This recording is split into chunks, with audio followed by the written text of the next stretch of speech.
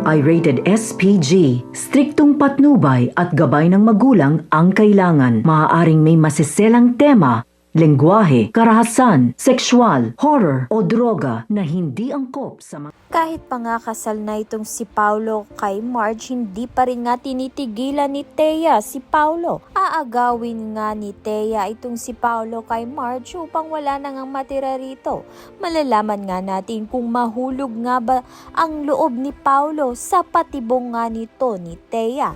Sa kabilang banda naman nga matapos nga ang honeymoon nito ni Paulo at Marge, diretso na nga sila kinabukasan sa mansyon ng mga Torrecampo. Kasama nga nila itong si Jobert. Subalit kung inakala nga ni Marge na ikakabuti kung nasa poder niya nga itong si Jobert, nagkakamali nga siya dahil mas mahihirapan nga itong si Jobert dahil hindi nga siya sanay sa mansyon, lalong-lalo na dito kay Regina.